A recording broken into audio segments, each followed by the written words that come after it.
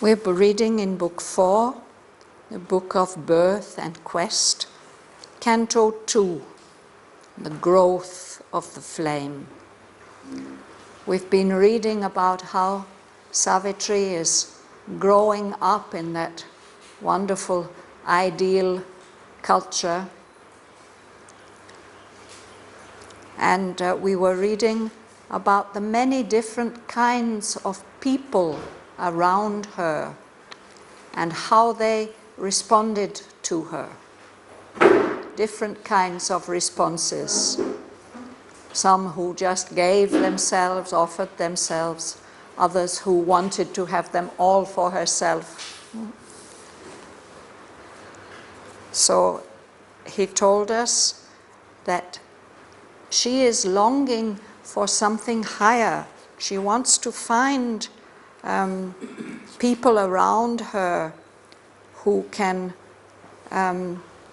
help in this new creation that she's dreaming of.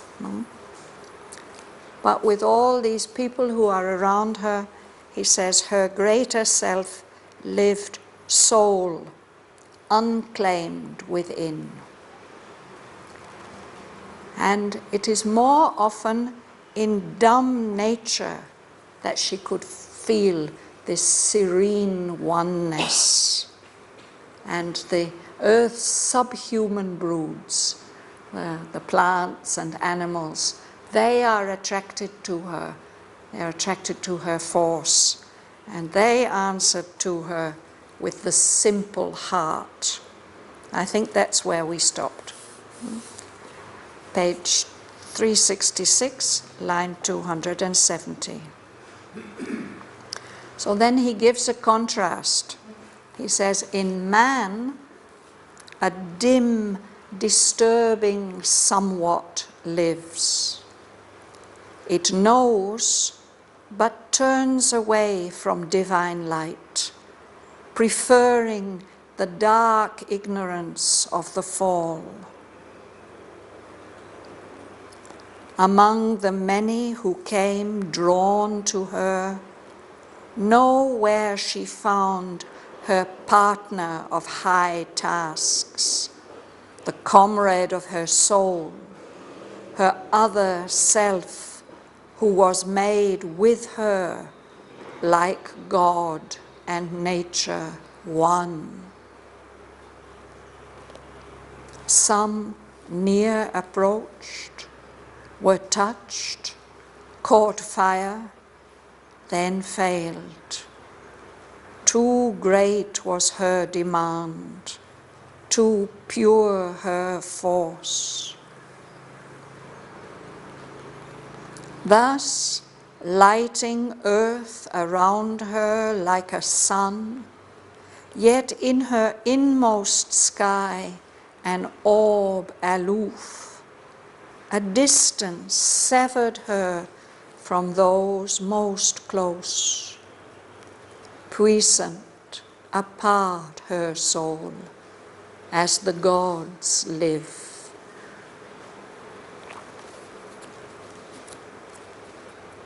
As yet unlinked with the broad human scene, in a small circle of young, eager hearts, her being's early school and closed domain, apprentice in the business of earth life, she schooled her heavenly strain to bear its touch, content in her little garden of the gods, as blooms a flower in an unvisited place. Earth nursed, unconscious still, the inhabiting flame.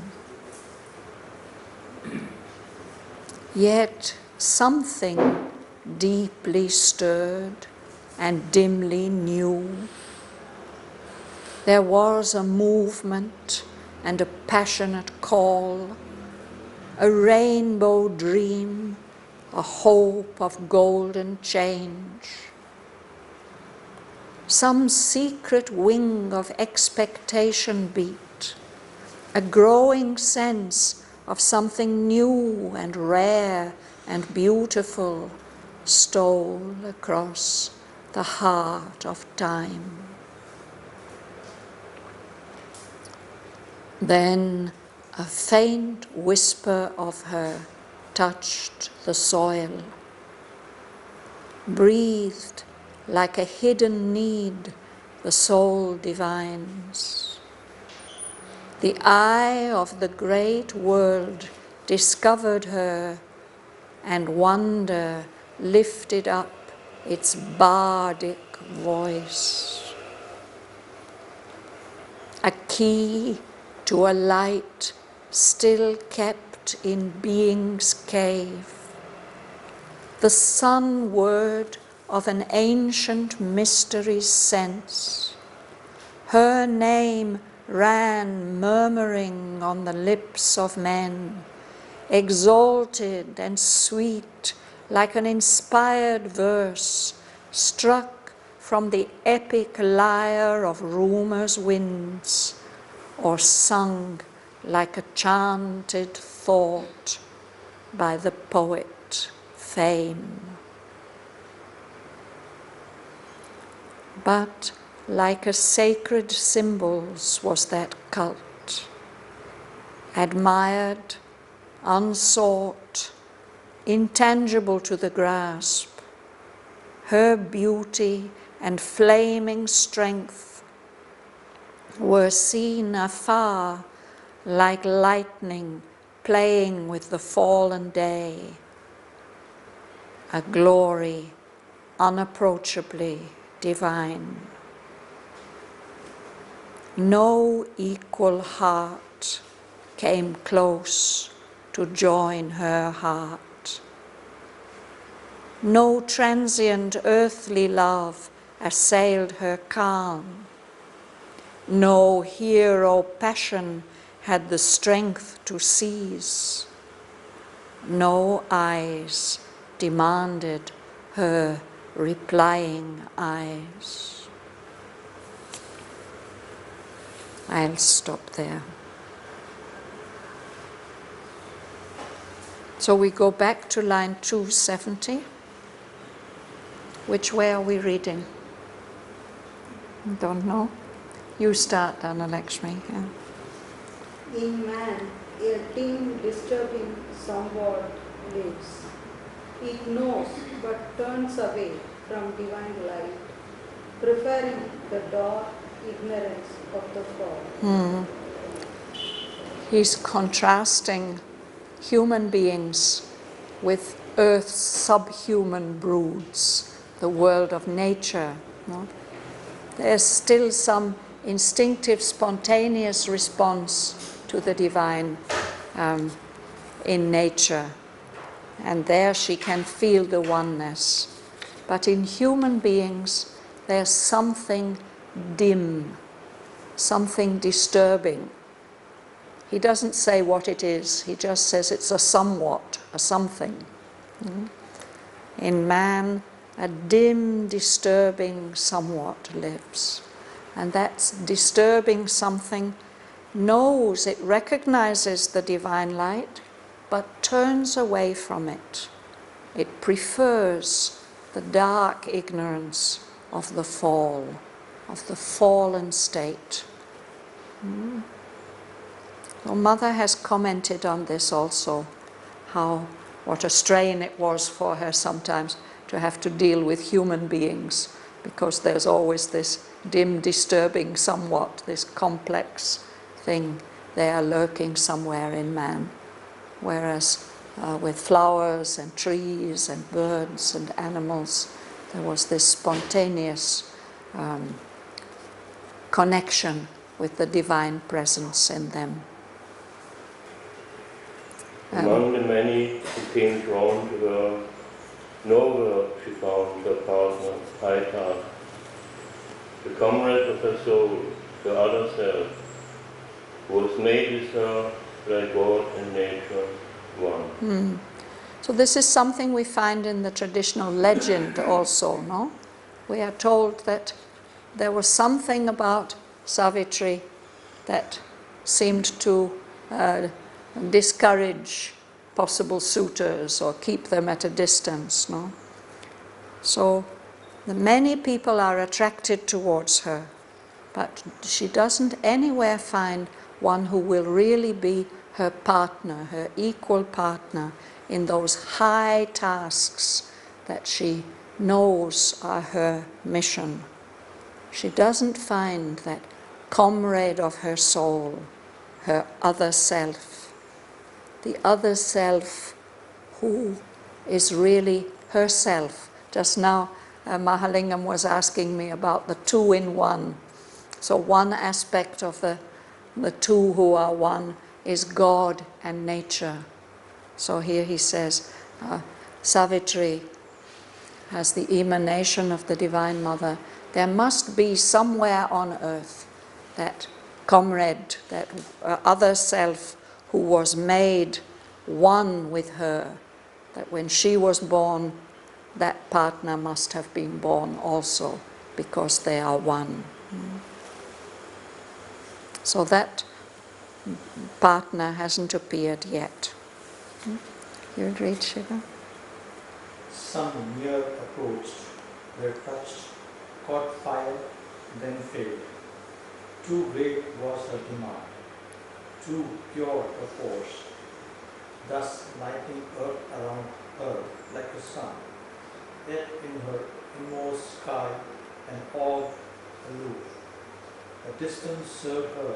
Severed her means cut off. Severed her in those most close. Lucian apart her soul as the god lives. As the gods live, yes.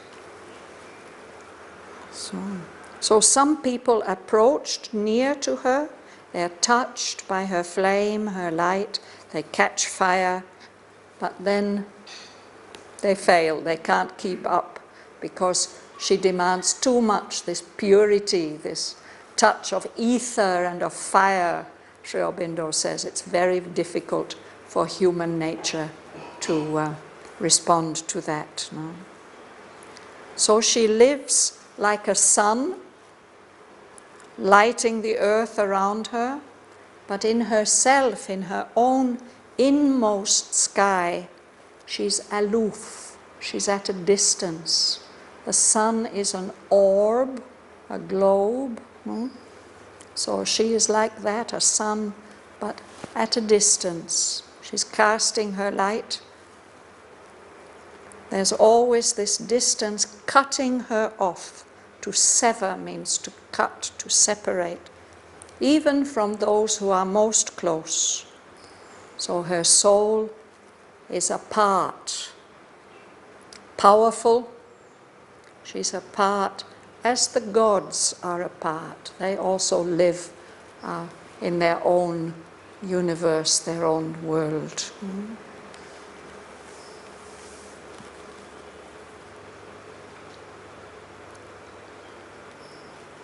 Suresh, you'll read? Yes. As yet, only with the birth human sex in a small circle of young pure earth, where beings rarely schooled on the closed human apprentice in the business of her life. She schooled her family strength to bear its touch, content in her little garden of the world, as blooms the flower in an unvisited place. So here he's saying that she's living apart also in her palace, protected in her youth, no? So she's not yet linked with the broad human scene, with the wide world. She's living there and growing up in this small circle of young, eager hearts, other young people who are her companions. And this is her school, her early school. This is where she's growing up and learning. and it's a closed domain, it's protected. We can imagine how the princess grows up. She doesn't know all about the world. No? But she is an apprentice, she's learning. An apprentice is one who studies a trade. No? She's learning this business of earth life, how to live on earth. No?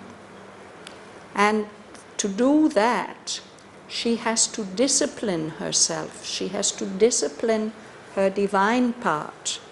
She has to school, this means to discipline, to teach or discipline her heavenly strain, that diviner part of her, to bear the touch of the business of earth life. So, of course, we hear stories, or Mother has told stories about her childhood, how she had to learn like that to live as a human being. So there she was, content. The soul in her is receiving all this with satisfaction, with delight. There she is in that little protected garden of the gods, and she's blossoming, she's becoming mature, and she's like a flower in a place where nobody visits, nobody sees that beautiful flower blossoming.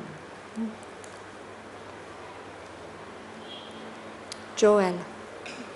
Earth nursed, unconscious still, the inhabiting flame, yet something deeply stirred and dimly knew. There was a movement and a passionate call, a rainbow dream, a hope of golden change. Some secret wing of expectation beat, a growing sense of something new and rare and beautiful stole across the earth of time. The heart of time. Yes, let's pause there. So she has come for the sake of the earth. And the earth is the mother of all of us. So just like earth nurses us, she nurses this little princess as if she's still unconscious of the flame, that divine power that has come with Savitri. The earth seems to be not aware. And yet there's something in the earth consciousness that is touched, deeply stirred, and dimly new. The earth has a soul also, that feels the divine presence. And as a result, there's some kind of change in the earth atmosphere.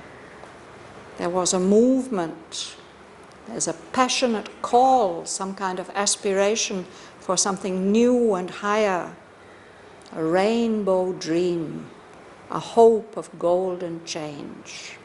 Something is happening in the earth consciousness. It'll be expressed in human beings. They don't know where it has come from, that new kind of vision and ideal and hope.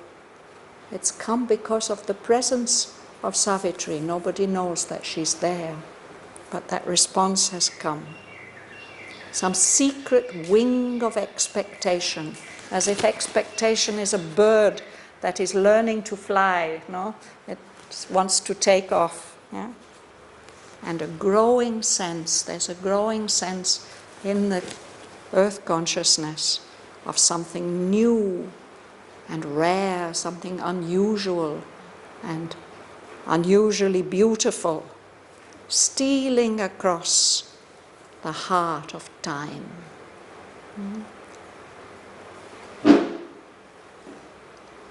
In that age, in that time when she's born, as if that's a time of awakening and hope and expectation.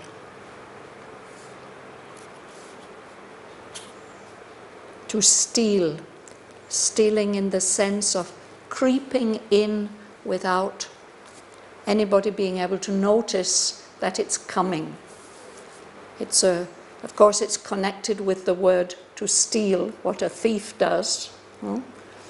And this is a verb, to steal, meaning to creep in silently and unnoticed. And we use it, for example, of the light of dawn. There's darkness, and then it gradually begins to become lighter and lighter and lighter. That dawn light steals in. We can never exactly say the moment when it becomes day. No, it's unnoticeable, secret. So that awareness of some new possibility or hope of some new possibility, it's coming in to the general earth consciousness like that, unnoticed. Bumsung? Then a faint whisper overheard touch you the soul. Breathed like a hidden name, the soul divines. The eye of the great world discovered her, and wonder lifted up its body voice. So then some rumor, some whisper about Savitri, this princess, begins to circulate. First it's really very, very quiet, it's just breathed. This name, this rumor about her, breathed like a hidden need that the soul divines. I think I've mentioned this sense of the word divines. We've come across it before. It's a way, a spontaneous way of knowing without knowing how you know, to divine. No? So there are people who are called diviners. They usually they work with a stick, but they don't always need to work with a stick. They can walk across a field and just know where the water is. They are diviners. They divine the presence of the water there. Or it may be something else. It may be metal or whatever it is that they're searching for. So we can, all of us, we have this kind of secret sense that brings to us knowledge, and we can't say how we know it. We just divine it. We sense it in some way that is not our senses, some other way. So the soul may divine that need which is there, and it's being responded to. Something is coming. So then even the eye of the great world discovered her. People turn in that direction towards Madra, and they know there's somebody special there. And then they begin to sing her praises. Wonder lifted up its bardic voice. A bard is a poet, and particularly a poet who sings the praises of kings and princes. They write poems to praise the rulers. Sri Aurobindo has a special reason for using this word here, which we'll see as we read the next sentence.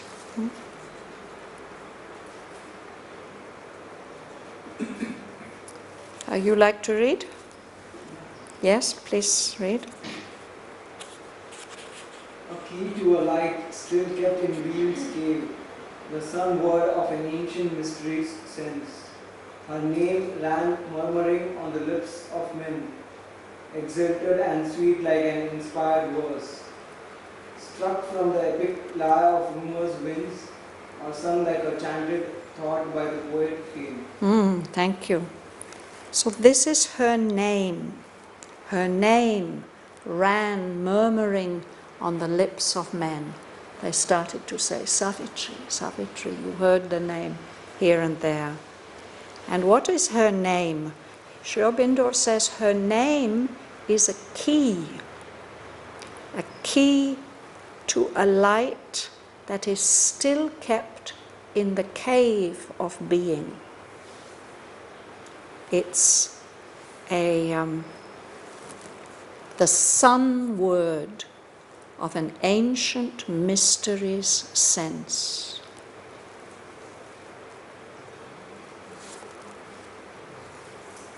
The name Savitri is in a way the key to the mystery of this poem.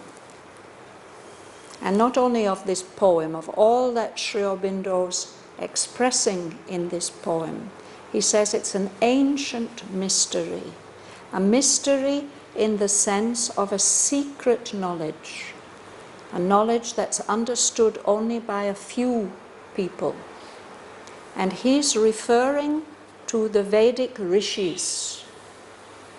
He says that this story, this almost fairy tale-like story about Savitri, the princess who saves her husband from death, Sri Aurobindo says this is a symbolic story. It has a deep inner meaning. And the inner meaning of the story is contained in the name Savitri. So the name Savitri has two associations, I can say. It means Savitri is one of the names of the sun. You know, in the Indian languages, there are many, many names for the sun, and they all have a different significance. So there's Pushan, and there's Ravi, and there's all these different names, Dinka. They all have different names, and they have different significances.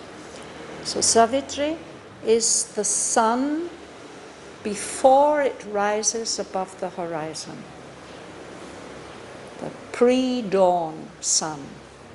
So it means it's bringing a new light. That is in the name of Savitri.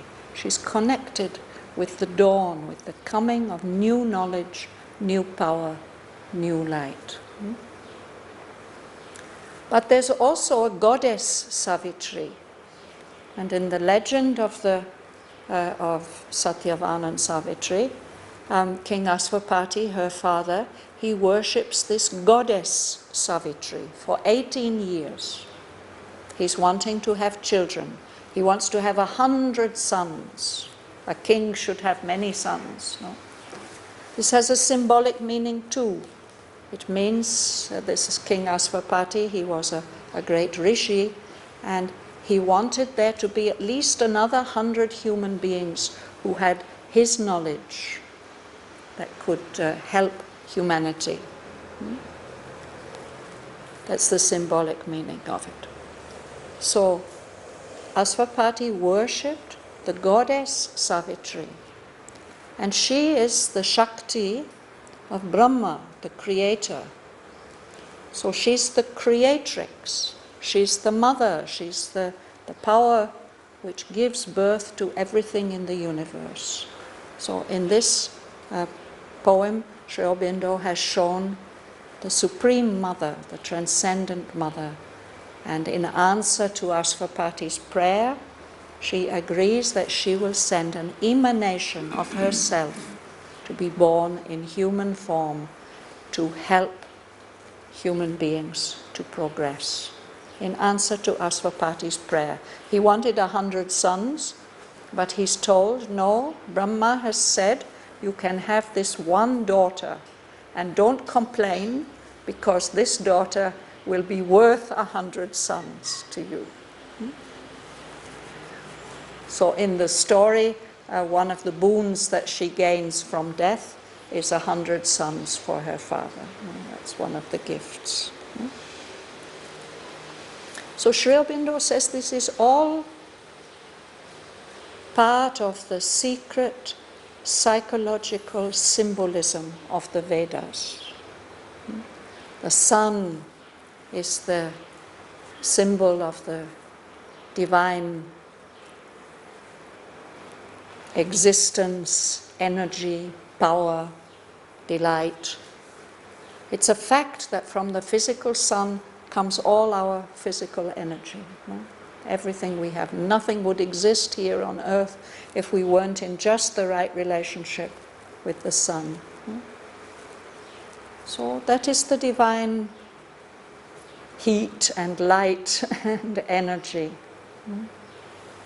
And Savitri is bringing a new light, a new energy.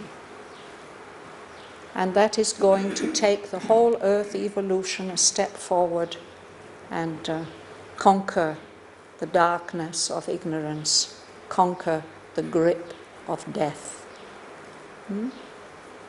She comes to save Satyavan, who is the soul of each human being, and the soul of humanity, and the soul of the earth, the one who carries the truth of being in itself.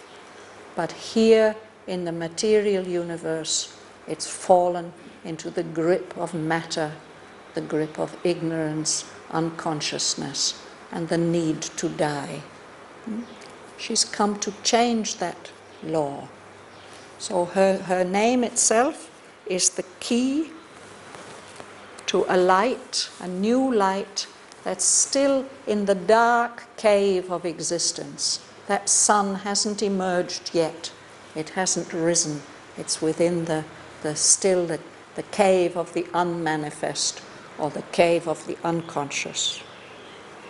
And it's her name is a sun word. It's a word expressing the sun, and it expresses the meaning, the sense of that ancient mystery that the Vedic rishis knew. So that name gets running on the lips of men, and he says it's exalted and sweet. The sound of that name is like an inspired verse, one of those mantras that the rishis heard and saw. So her name in itself is a mantra, but it's not being spoken so much by any human voice. It's an inspired verse struck from the epic lyre of rumor's winds. So when the rishis were chanting their mantras, they had a musical instrument, a lyre, and they would strike the sounds. This inspired verse, the mantra, they would chant. So here it says the lyre is like the wind that carries rumors around the earth. We never know really where a rumor comes from. It goes from mouth to mouth and ear to ear.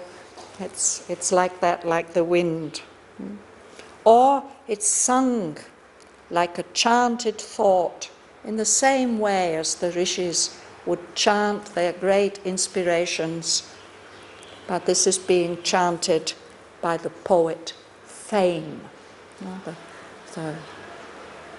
Her name gets known like that because she becomes famous.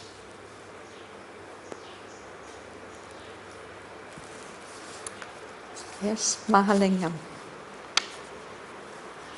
But like a sacred symbol of that earth, admired and sought, intangible to the grasp, their beauty and flaming strength they have seen afar, like lightning playing in the foreign day, their glory unapproachably clear.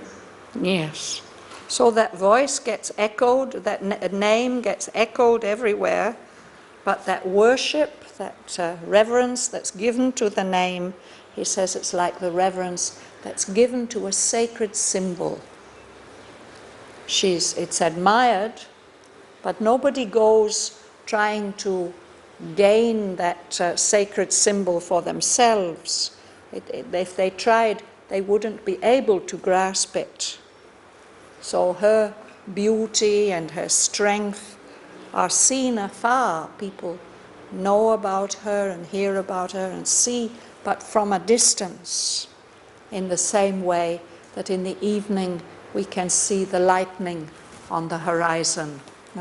It's beautiful, it's fantastic, but we don't try to get hold of it. How could we? It's something too powerful for us at a distance. And if it comes too close, we might feel frightened. It's wonderful to look at it when it's in the distance. But if that big storm comes, you will run away inside and want shelter. You don't want to be struck by that lightning. So she's like a glory unapproachably divine, something so divine that you can't come near to it.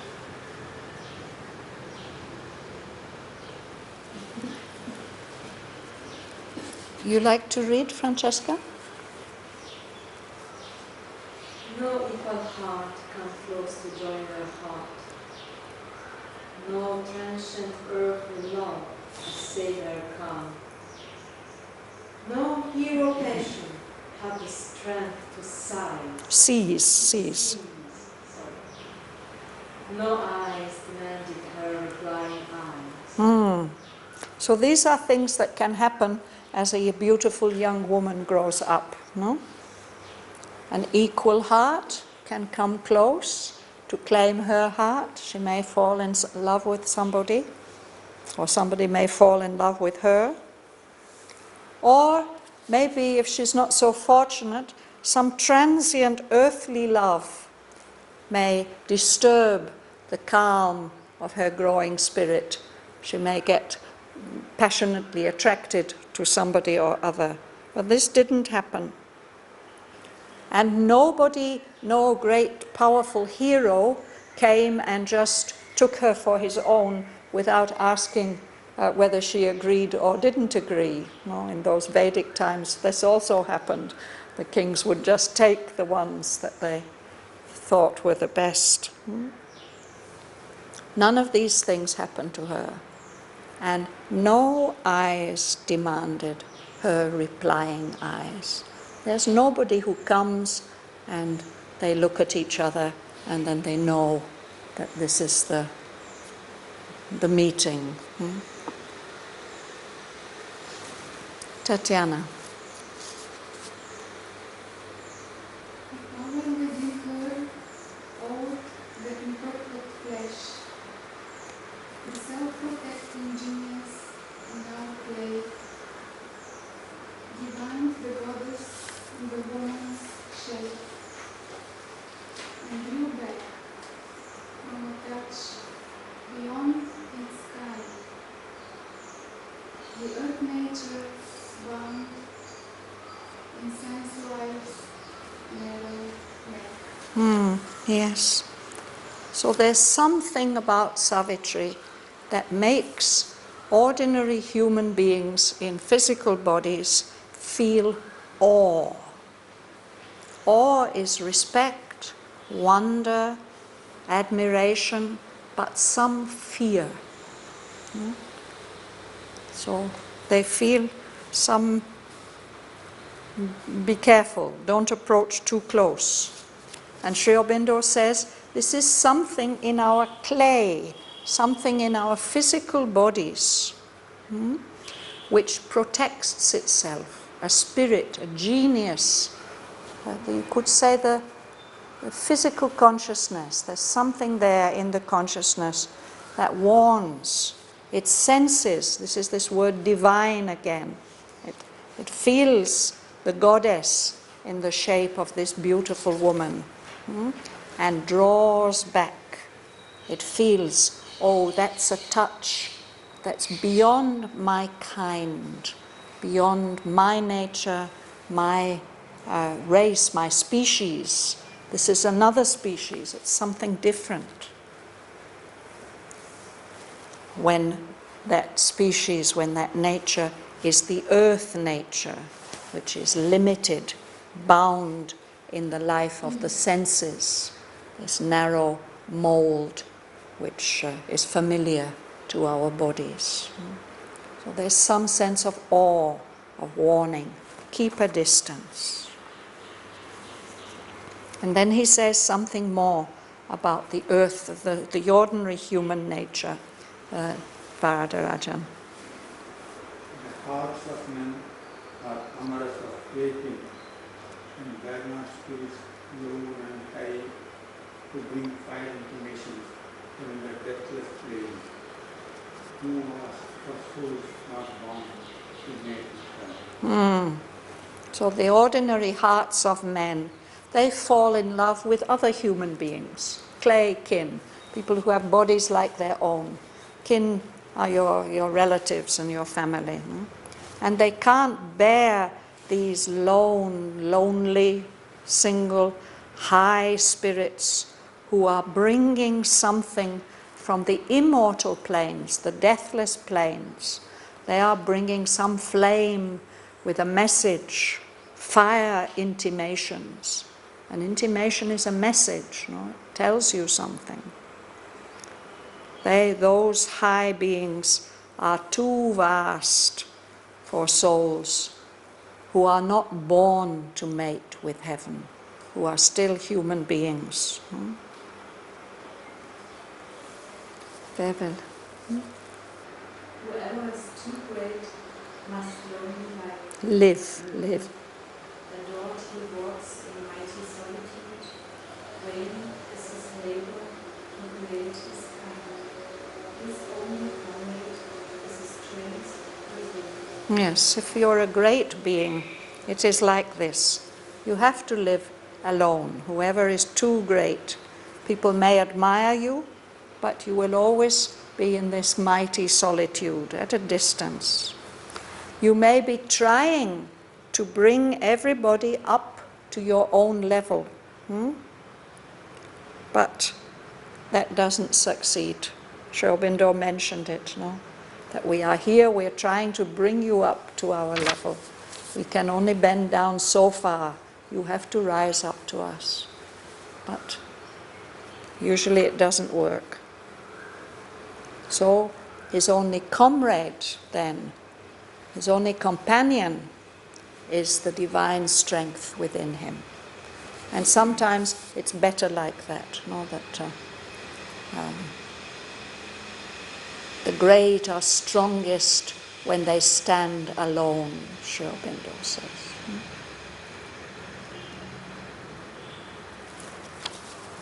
Shamala? Thus was it for a while with Savitri.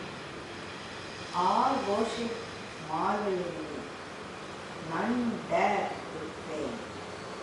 Her mind sat high, pouring its golden beams, her heart was a crowded temple of delight. So for a time, until she meets Shraddhavan, that's how it is. The only comrade is the strength within. All the people around, they are amazed, they worship her, they marvel at her, but nobody's going to come and claim her as his partner. So there she is, her mind pouring its golden beams, shedding light all around, and her heart, this crowded temple full of so many different forms of delight. Nargis. A single lamp lit in perfection's house, a bright, pure image in a peaceless shrine. Midst those encircling lives, her spirit dwelt, a harp in herself until her hour of fate. So this is a beautiful picture, huh? Like a lamp, the only lamp in a house. And that house, that body is perfect house. No? A bright, pure image. But there's no priest there, there's no rituals, there's nothing going on. A priestless shrine. Like our Matrimandir, yes. Yeah. So her spirit dwells amidst all those lives, encircling lives, all the lives that are around her, but she's living apart in herself until her hour of fate, the day or the time when she has to fulfill her destiny. Now this is just a time of preparation.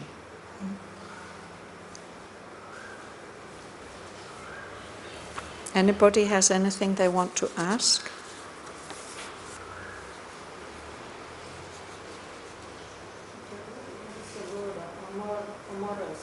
Amorous.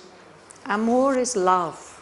So you are amorous when you feel love towards something. And then there's enamored, when you are in love with something.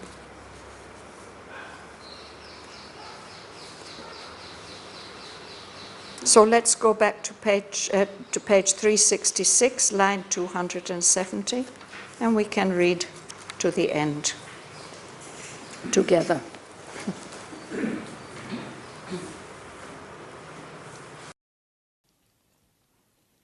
In man a dim, disturbing somewhat lives. It knows but turns away from divine light, preferring the dark ignorance of the fall. Among the many who came drawn to her, nowhere she found her partner of high tasks, the comrade of her soul, her other self, who was made with her like God and nature, one. Some near approached, were touched, caught fire, then failed. Too great was her demand, too pure her force. Thus lighting earth around her like a sun, yet in her inmost sky an orb aloof, a distance severed her from those most close.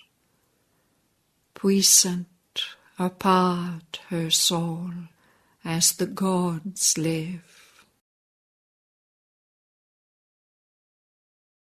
As yet unlinked with the broad human scene, in a small circle of young eager hearts, her being's early school and close domain, apprentice in the business of earth life, she schooled her heavenly strain to bear its touch, content in her little garden of the gods, as blooms a flower in an unvisited place. Earth nursed, unconscious still, the inhabiting flame. Yet something deeply stirred and dimly knew. There was a movement and a passionate call, a rainbow dream, a hope of golden change. Some secret wing of expectation beat, a growing sense of something new and rare and beautiful stole across the heart of time. Then a faint whisper of her touched the soil, breathed like a hidden need the soul divines. The eye of the great world discovered her, and wonder lifted up its bardic voice. A key to a light still kept in being's cave, the sun-word of an ancient mystery's sense. Her name ran murmuring on the lips of men, exalted and sweet like an inspired verse struck from the epic lyre of rumour's winds, or sung like a chanted thought by the poet Fame. But like a sacred symbol's was that cult, admired, unsought, intangible to the grasp. Her beauty and flaming strength were seen afar, like lightning playing with the fallen day, a glory unapproachably divine. No equal heart came close to join her heart. No transient earthly love assailed her calm. No hero passion had the strength to seize. No eyes demanded her replying eyes. A power within her awed the imperfect flesh. The self-protecting genius in our clay divined the goddess in the woman's shape, and drew back from a touch beyond its kind, the earth nature bound in sense-life's narrow make. The hearts of men are amorous of clay kin, and bear not spirits lone and high, who bring fire intimations from the deathless plains, too vast for souls not born to mate with heaven. Whoever is too great must lonely live. Adored, he walks in mighty solitude. Vain is his labor to create his kind. His only comrade is the strength within. Thus was it for a while with Savitri. All worshipped marvelingly, none dared to claim. Her mind sat high, pouring its golden beams. Her heart was a crowded temple of delight. A single lamp lit in perfection's house, a bright pure image in a priestless shrine. Midst those encircling lives her spirit dwelt, apart in herself, until her hour of fate.